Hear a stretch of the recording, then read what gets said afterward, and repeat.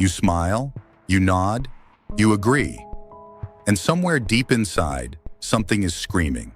That scream, that's your shadow self. The part of you that's tired of being walked over. The part that knows exactly what to say to destroy someone, but never says it. The part that watches you shrink and wants to burn it all down. You've been taught that good people don't have dark thoughts, that nice people don't fantasize about revenge, that spiritual people don't want to dominate. They lied. Every saint has a past, every sinner has a future, and every person you've ever met is fighting a war between who they are and who they pretend to be. Machiavelli understood this 500 years ago. He wrote The Prince not because he was evil, but because he was honest. He looked at power and saw what everyone else refused to see, that the people who claim to be good are often the most dangerous of all. But here's where it gets personal. You think you don't have a shadow because you're not cruel. You think you're safe because you're kind. You think you're moral because you don't hurt people. But what if I told you that your niceness is a mask? What if your kindness is just fear in disguise? What if the very thing you're most proud of is the thing that's destroying your life? There's a reason your relationships feel hollow. There's a reason people take advantage of you. There's a reason you feel invisible even when you're helping everyone. It's not because you're too good for this world.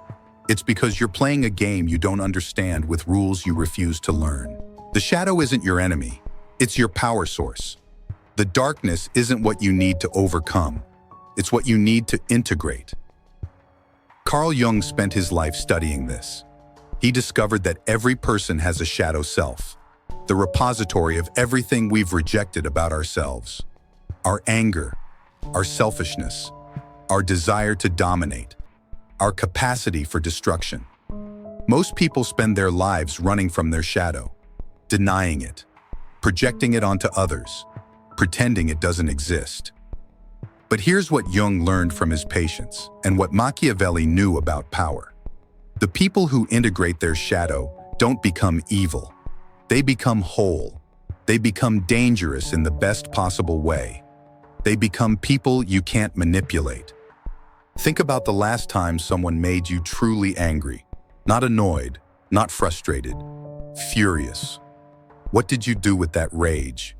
If you're like most people, you swallowed it. You smiled. You said it was fine.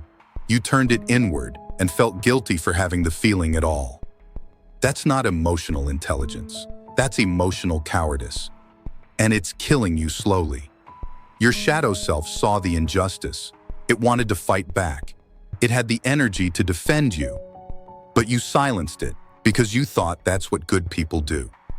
Machiavelli would have called you a fool, not because he wanted you to be cruel, but because he understood that in a world full of wolves, sheep don't survive by being more sheep-like.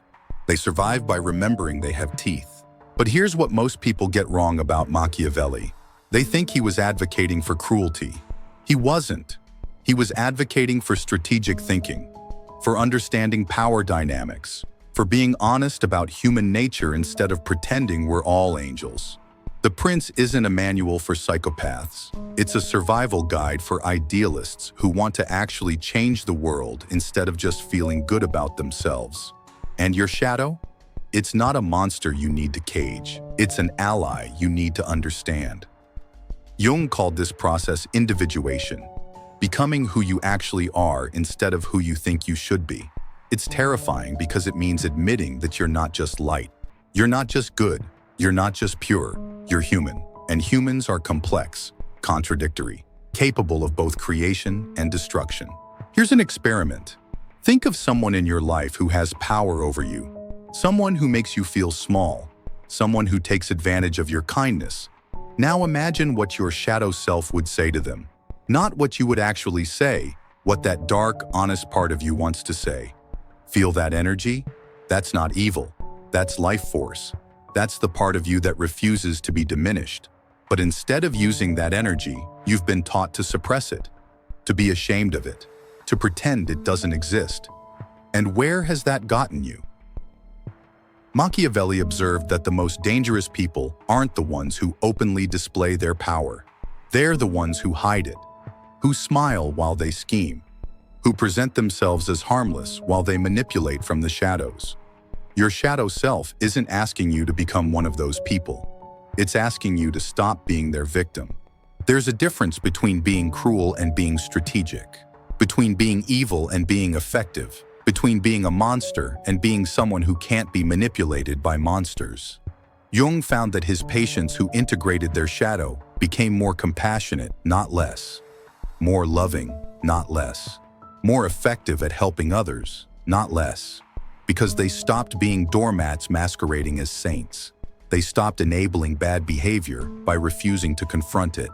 They stopped attracting users by broadcasting their inability to say no. They became people who could love without losing themselves, who could help without being exploited, who could be kind without being weak. This is what Machiavelli meant when he wrote about being both feared and loved. It's not about intimidation, it's about respect. It's about being someone who adds value but can't be taken for granted. Your shadow self has been trying to tell you something. It's been whispering truths you don't want to hear, showing you patterns you don't want to see, giving you insights you don't want to accept. It's been telling you that your boss doesn't respect you because you never push back, that your friends only call when they need something because you never say no, that your romantic relationships feel unbalanced because you give more than you receive, that people interrupt you because you don't command attention, that you feel invisible because you've made yourself invisible. Your shadow isn't cruel for noticing these things. It's honest. And honesty is the first step toward power. Not power over others, power over your own life. But integration isn't about becoming darker. It's about becoming complete. It's about acknowledging all parts of yourself so you can choose which parts to express and when. Machiavelli wrote about the fox and the lion. The fox is cunning. The lion is strong. A prince needs to be both, clever enough to avoid traps and strong enough to drive away wolves. Your shadow self is your inner fox. It sees the traps. It understands the games. It knows when you're being manipulated. But you've been so afraid of being seen as calculating that you've ignored its warnings. You've walked into every trap with a smile on your face. Your shadow isn't asking you to become manipulative. It's asking you to stop being manipulated. It's asking you to be strategic about your kindness instead of giving it away to anyone who asks. To be selective about your energy instead of letting everyone drain it. To have boundaries instead of being proud of your lack of them. Jung discovered something profound in his work with patients. The things we judge most harshly in others are usually the things we've rejected in ourselves. The traits that trigger us the most are often our disowned shadow qualities. Think about the type of person who annoys you most. The one who pushes your buttons instantly. Are they too aggressive, too selfish, too manipulative, too attention-seeking? Your shadow is showing you something. It's not just that you dislike these traits. It's that part of you recognizes them. Part of you has those capacities too. And instead of integrating them consciously, you've been projecting them outward, making other people carry the darkness you refuse to acknowledge in yourself. This is why nice people often attract toxic people. They're not just being kind, they're unconsciously seeking someone to carry their disowned aggression, their rejected selfishness, their unexpressed anger. The toxic person becomes their shadow by proxy. But what if you stopped outsourcing your power? What if you reclaimed the energy you've been giving to others to express on your behalf? Machiavelli understood that the most dangerous leaders aren't the openly tyrannical ones. They're the ones who appear weak while others do their dirty work, who maintain their image of purity while enabling corruption. You've been doing this in your own life, staying clean while attracting people who express the darkness you won't own. Your shadow integration isn't about becoming those people. It's about stopping your need for those people. It's about being complete enough in yourself that you don't need to split your psyche across multiple relationships. Here's what integration actually looks like in practice. You learn to say no without feeling guilty. You learn to advocate for yourself without feeling selfish. You learn to set boundaries without feeling mean. You learn to express anger without feeling evil. You learn to want things without feeling greedy. You learn to compete without feeling toxic. You learn to lead without feeling controlling. You learn to be alone without feeling abandoned. You learn to be powerful without feeling corrupt. This isn't about becoming someone else. It's about becoming more yourself. The self that includes all of your capacities, not just the socially acceptable ones. Machiavelli wrote The Prince because he lived in a world where idealists got crushed and cynics got power. He wasn't celebrating this reality. He was describing it. And he was trying to give good people the tools to survive in it. Your shadow self is trying to do the same thing. It's not trying to corrupt you. It's trying to protect you. It's trying to give you the tools to navigate a world that will take advantage of your goodness if you don't learn to be strategic about it. Jung called this the transcendent function, the ability to hold opposites in creative tension, to be both kind and fierce, both compassionate and discerning, both loving and boundaried. Most people think they have to choose. They think they're either good or powerful, either nice or effective, either spiritual or strategic. But the most compelling people, the ones who actually change the world, are the ones who integrate these opposites. They're dangerous enough that you can't manipulate them, and safe enough that you can trust them. They're strong enough to protect what they love, and wise enough to know what's worth protecting. They're integrated enough to help others without losing themselves. Your shadow has been waiting for you to have this conversation. It's been waiting for you to stop being afraid of your own power, to stop apologizing for taking up space, to stop shrinking so others feel bigger. It's been waiting for you to realize that the world doesn't need another person who's nice. It needs people who are good, and there's a difference. Nice people enable bad behavior by refusing to confront it. Good people create conditions where bad behavior becomes impossible. Nice people avoid conflict. Good people resolve conflict. Nice people are liked. Good people are respected. Nice people are used. Good people are valued. Machiavelli understood this distinction. So did Jung, and so does your shadow self. The integration process isn't comfortable. You'll have to face parts of yourself you've been denying. You'll have to admit that you're not as pure as you thought. You'll have to acknowledge that you have the capacity for darkness. But here's what Jung discovered. The people who do this work don't become more evil. They become more human, more real, more trustworthy. Because they're no longer projecting their darkness onto others. They're no longer pretending to be something they're not.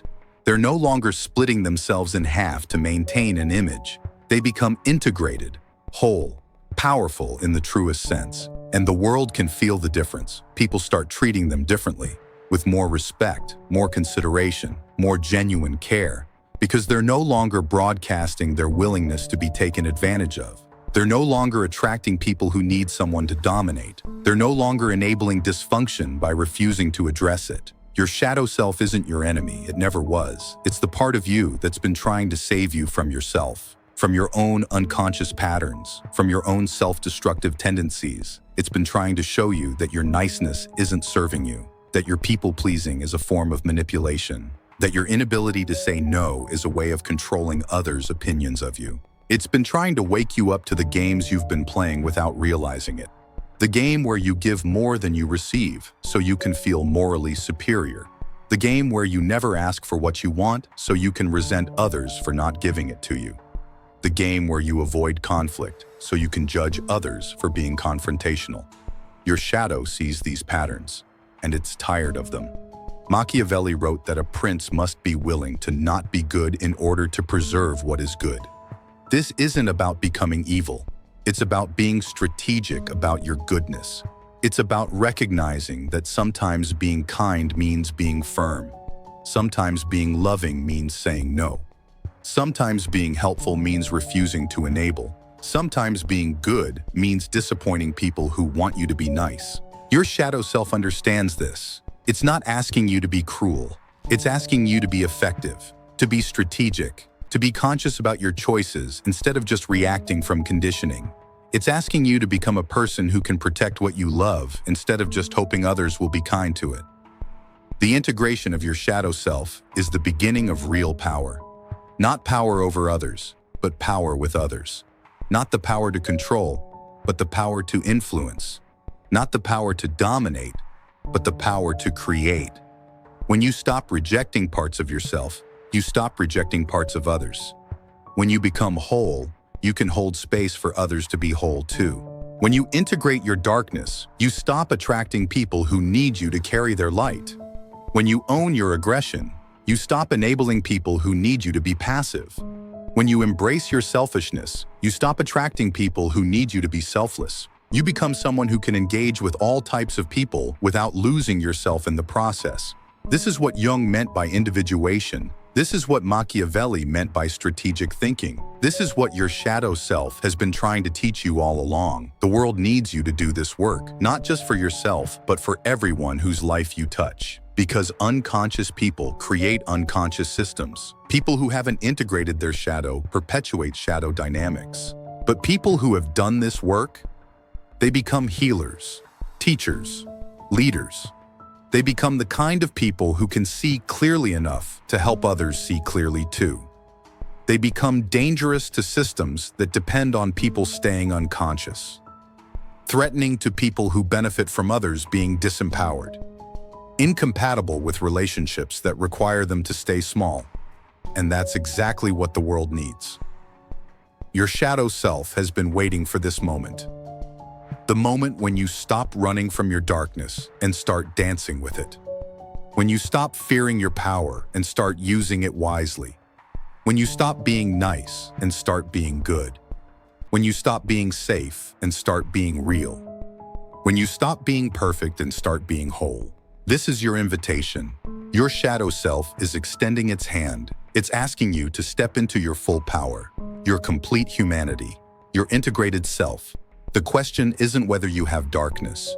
You do. Everyone does.